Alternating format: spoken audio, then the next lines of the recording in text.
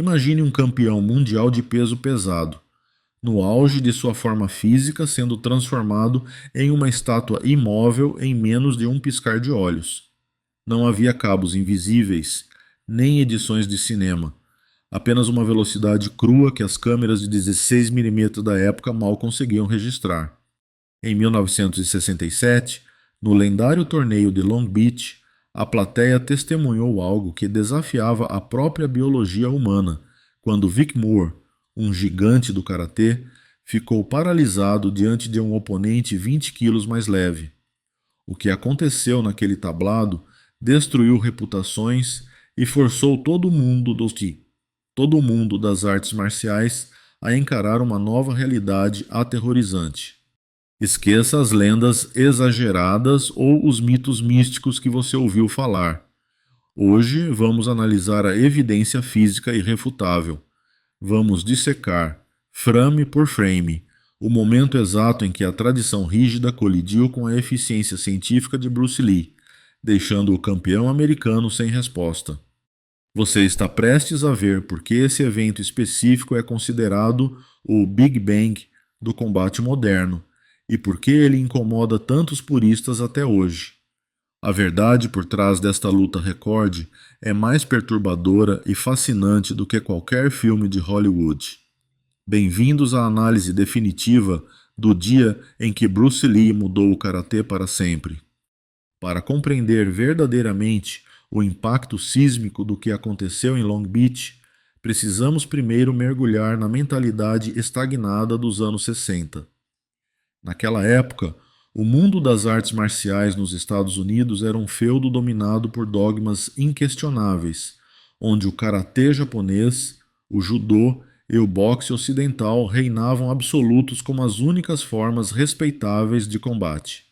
As academias ou dojos operavam quase como cultos religiosos, onde a tradição era valorizada muito acima da funcionalidade e questionar o mestre era o pecado capital. Milhares de praticantes passavam décadas de suas vidas repetindo katas, sequências de movimentos coreografados contra oponentes imaginários, acreditando cegamente que aqueles movimentos robóticos os salvariam em uma briga de rua real e sangrenta. Havia uma crença generalizada e perigosa de que se você fizesse a postura correta e gritasse alto o suficiente, o oponente cairia, ignorando completamente a natureza caótica e imprevisível da violência real.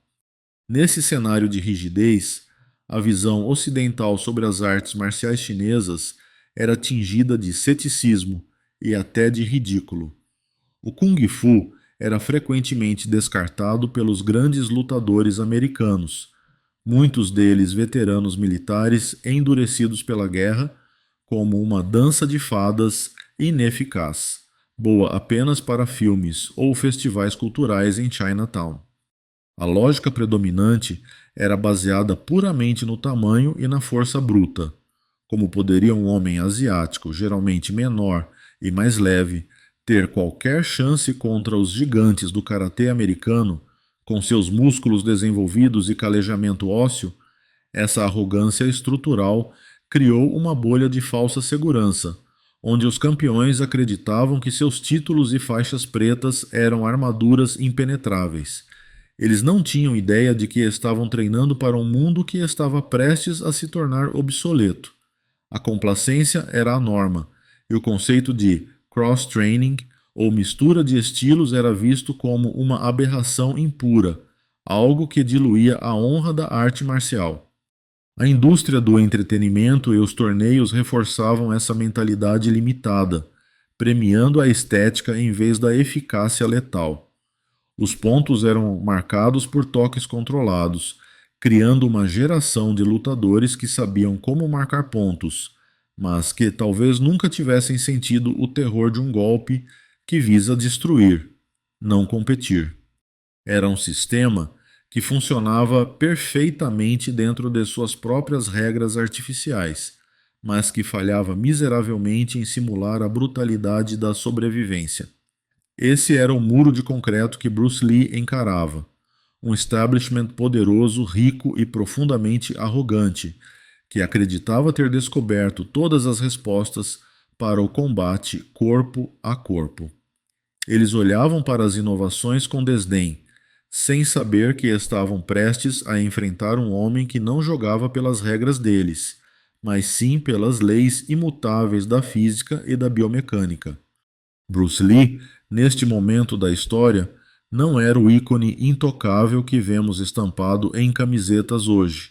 Ele era um homem frustrado, vivendo sob a sombra sufocante do racismo institucionalizado. Apesar de seu gênio óbvio e carisma magnético, ele colidia repetidamente contra o teto de vidro de uma América que ainda via os asiáticos como cidadãos de segunda classe. A maior ferida, aquela que talvez tenha servido como catalisador definitivo para sua transformação, foi o roubo intelectual de seu projeto de paixão. Bruce havia desenvolvido o conceito para a série de TV The Warrior, que mais tarde se tornaria Kung Fu, mas foi devastadoramente rejeitado pelos executivos de Hollywood, que alegaram que um protagonista chinês não era comercialmente viável. Para adicionar sal à ferida, eles entregaram o papel principal a David Carradine, um ator branco que se movia com a graça de um tronco de madeira e não tinha qualquer conhecimento marcial real. Essa traição não foi apenas um golpe profissional, foi um insulto pessoal profundo à sua identidade e à sua cultura. Imagine a raiva fervilhante de um homem que sabe que é o melhor do mundo no que faz, mas é forçado a ver um amador receber os louros apenas por causa da cor de sua pele. No entanto, ao invés de se deixar consumir pela amargura ou vitimização, Bruce canalizou essa energia nuclear para dentro de seu treinamento. Ele percebeu que nunca seria aceito se fosse apenas bom. Ele precisava se tornar inegável. Ele precisava ser tão avassaladoramente superior que nem mesmo o preconceito mais arraigado poderia ignorar sua existência. Essa mentalidade de nós contra eles forjou nele uma disciplina espartana, levando-o a dissecar cada aspecto do combate humano para remover o supérfluo e maximizar o dano. Ele não estava mais interessado em preservar as tradições do passado ou agradar os mestres conservadores de Hong Kong ou São Francisco. Bruce tornou-se um cientista do combate, obcecado pela realidade nua e crua. Ele começou a questionar tudo. Por que manter as mãos no quadril? Por que chutar acima da cintura se é arriscado? Por que seguir um estilo se o oponente não segue? Cada rejeição que ele sofria em Hollywood ou no mundo das artes marciais tradicionais apenas afiava sua determinação. Ele se via como um guerreiro solitário, cercado por charlatões e burocratas do esporte. Quando ele treinava em sua garagem ou quintal, ele não estava socando um saco de areia. Ele estava socando as barreiras da ignorância e do preconceito que tentavam mantê-lo em seu lugar. Aquele homem pequeno e intenso estava se transformando em uma arma viva, carregada com a pólvora da injustiça e pronta para explodir na primeira oportunidade que tivesse para provar seu valor. A decisão de comparecer ao Campeonato Internacional de Karatê de Long Beach em 1967 não foi um passeio casual, foi uma invasão calculada ao território inimigo.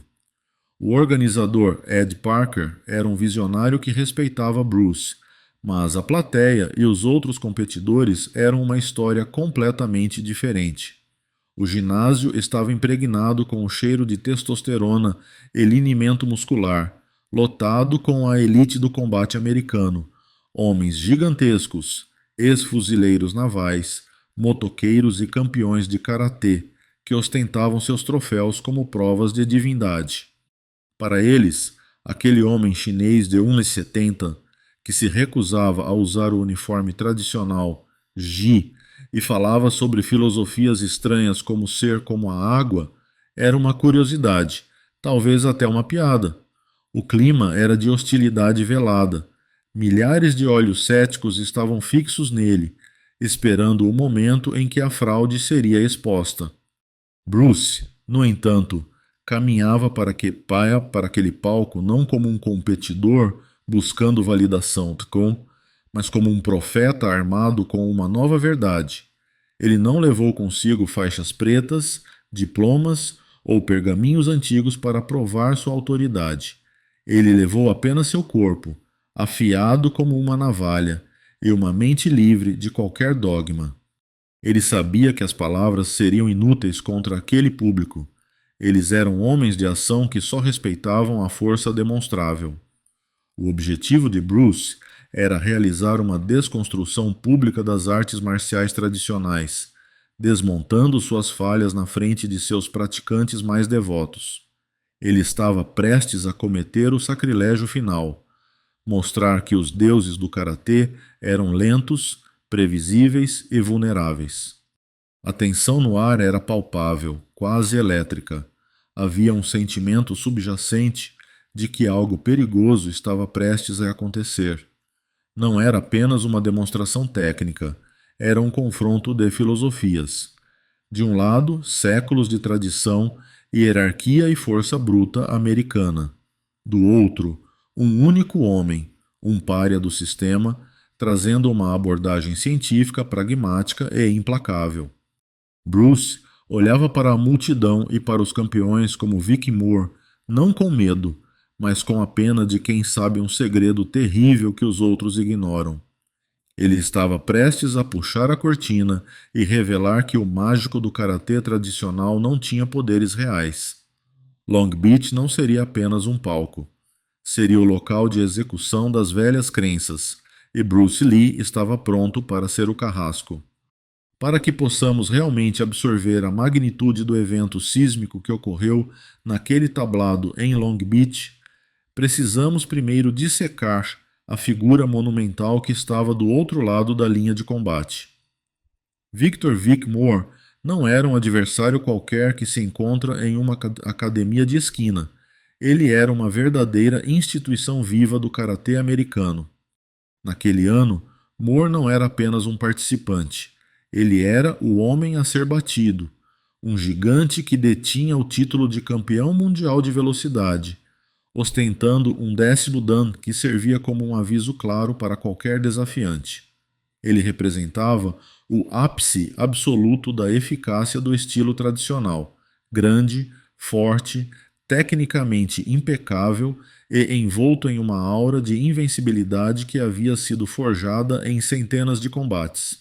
Para a elite das artes marciais presente na arena, Vic Moore era a prova viva de que o treinamento clássico, com seus katas rigorosos e hierarquias militares, era o caminho supremo para a perfeição combativa. Quando Bruce Lee, vestindo suas roupas civis e sem a pompa cerimonial de um uniforme de karatê, Gi, o convidou para o centro do tatame, a dinâmica visual era chocante e quase cômica para os observadores desavisados. De um lado, você tinha a montanha americana, confiante, blindada por décadas de dogma marcial e apoiada pela crença de toda uma nação de lutadores. Do outro, o dragão chinês, 20 quilos mais leve, menor em estatura, exalando não a agressividade barulhenta dos competidores, mas uma calma predatória, quase reptiliana, que deixava os espectadores mais astutos profundamente desconfortáveis. Não era apenas um confronto físico, era o choque violento entre duas eras, duas filosofias e duas visões de mundo inconciliáveis. O ar no ginásio tornou-se pesado, carregado com a eletricidade estática de uma tempestade iminente. Os murmúrios cessaram. Homens crescidos, veteranos de combate e mestres de diversas artes prenderam a respiração em uníssono, sentindo instintivamente que a história estava prestes a ser escrita com violência. O desafio proposto por Bruce era de uma arrogância técnica que beirava a insanidade. Em qualquer manual de combate, a regra número 1 é nunca telegrafar seus movimentos. A surpresa é a maior arma do atacante. No entanto, Bruce fez exatamente o oposto. Ele olhou nos olhos de Moore e anunciou friamente que lançaria um soco direto em seu rosto. Ele disse exatamente o que faria, como faria e para onde o golpe seria direcionado. As regras eram simples e brutalmente desfavoráveis para Lee. Vic Moore, o homem mais rápido do mundo, já estava em guarda, com as mãos levantadas, preparado e ciente do ataque. Tudo o que o campeão precisava fazer era um movimento mínimo, um bloqueio, um desvio ou simplesmente interceptar o braço de Bruce. Em teoria, toda a vantagem tática e fisiológica estava com o defensor. A ciência do esporte dita que a ação é sempre mais lenta que a reação quando o ataque é anunciado.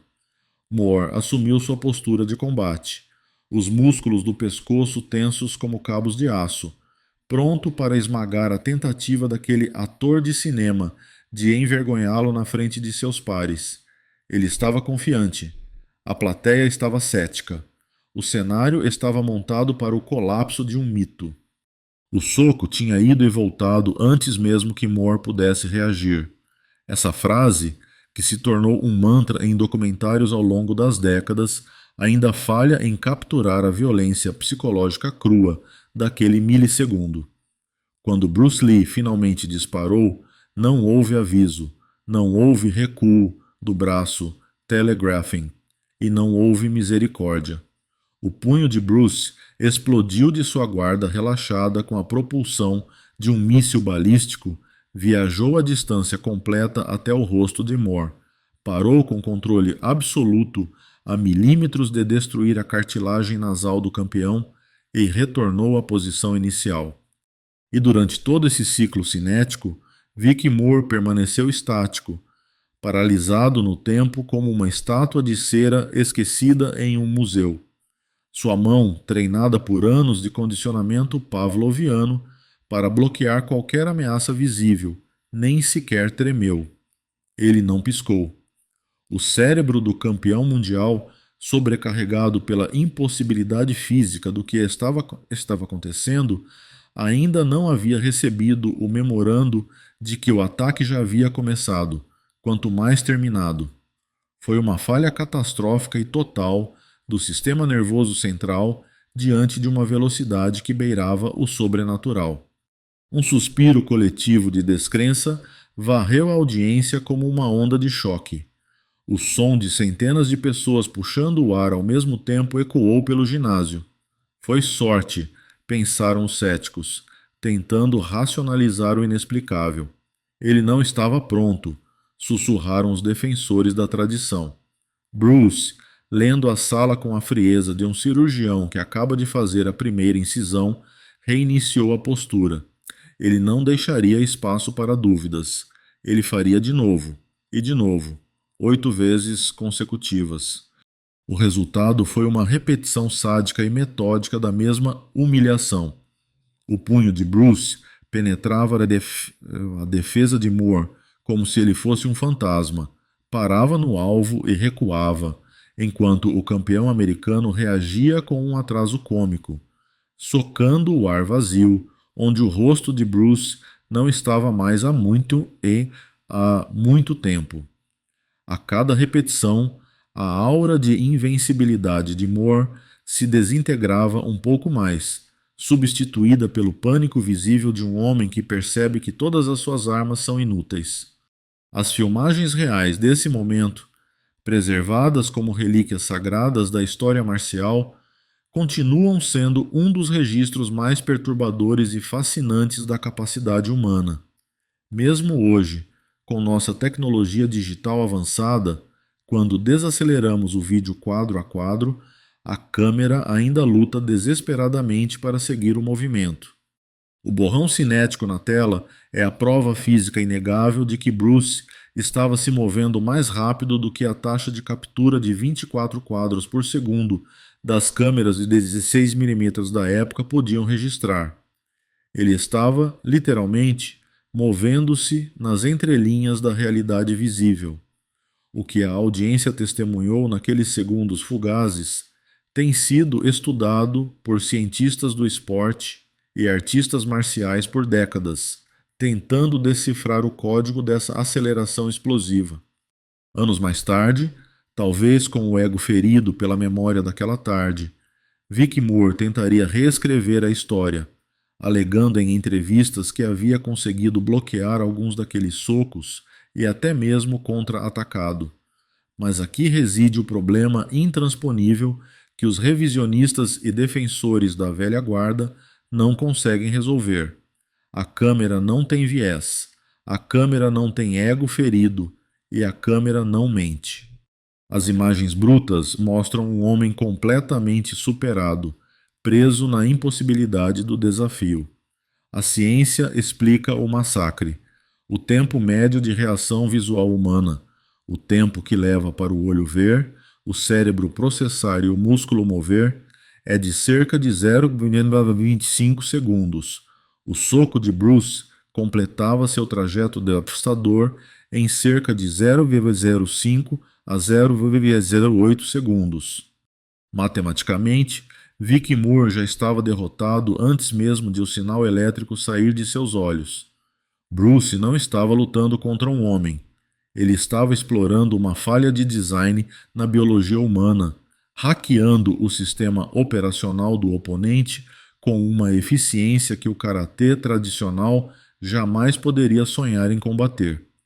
Aquilo não foi uma luta justa, foi uma lição pública de anatomia aplicada e superioridade evolutiva. Se a demonstração de velocidade estática contra Vic Moore foi a teoria irrefutável, as raras filmagens de sparring, luta de treino capturadas em Long Beach, representam a prática brutal e caótica onde a lenda encontra o concreto.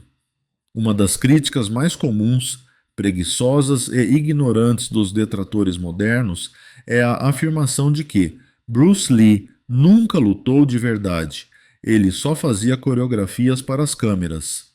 Essas pessoas ignoram convenientemente, ou talvez nunca tenham visto, os clipes granulados de 1967 que mostram Bruce em combate livre, sem roteiro e sem cortes.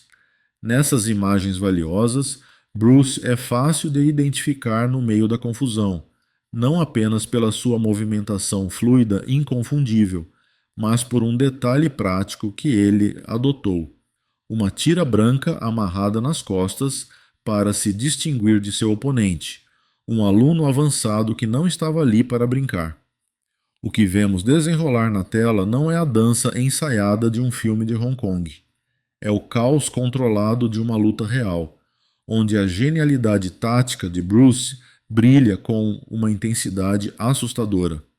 O momento mais revelador da filmagem ocorre quando o aluno, tentando pegar o mestre desprevenido, abre o combate com um chute lateral, sidekick, afiado e poderoso, um golpe devastador capaz de quebrar costelas e derrubar a maioria dos lutadores profissionais. A reação padrão ensinada na maioria dos dojos de karatê da época seria recuar para a segurança, bloquear o impacto com o antebraço e depois tentar montar um contra-ataque. Bruce, no entanto, ignora completamente esse manual obsoleto de defesa passiva. Em vez de recuar, ele avança durante o ataque do oponente, executando a essência pura do que viria a ser o Jeet Kune Do, a interceptação. Ele não espera o golpe chegar. Ele corta o tempo e o espaço, disparando um contragolpe que atinge o adversário antes mesmo que o ataque original possa ganhar força total ou atingir seu alvo. Isso não foi uma coincidência de sorte.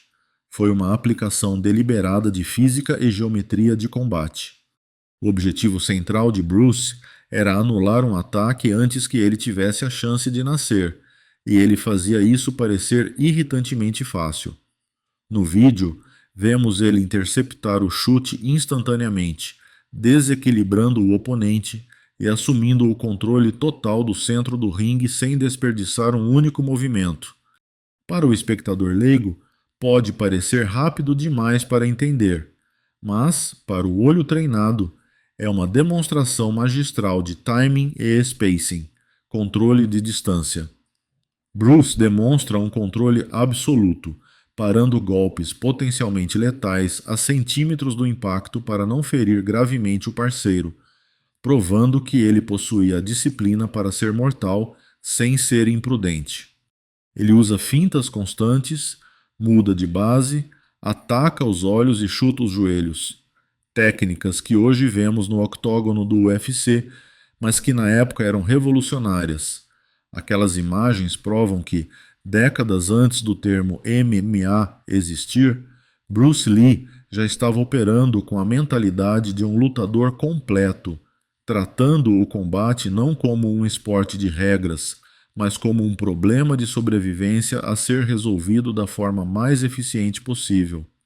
No entanto, reduzir a performance de Bruce Lee em Long Beach apenas a uma exibição de velocidade sobre-humana ou força bruta seria perder completamente o ponto central de sua existência. O que importava muito mais do que a biomecânica de seu soco era o software mental revolucionário que o impulsionava. Bruce acreditava ardentemente que as artes marciais haviam se tornado uma bagunça clássica, fossilizadas por séculos de adoração cega a tradições que não faziam mais sentido no mundo real. Ele via os praticantes de sua época não como guerreiros, mas como robôs programados, repetindo padrões mortos e katas coreografados que falhariam miseravelmente quando o caos imprevisível e sujo de uma briga de rua acontecesse. Sua pergunta era simples e devastadora. Por que se limitar a um único estilo ou escola de pensamento quando o combate é vivo e em constante mudança? Para Bruce, se um movimento era esteticamente belo na prática, mas falhava em funcionar sob pressão, ele não era apenas inútil, era perigoso para o praticante.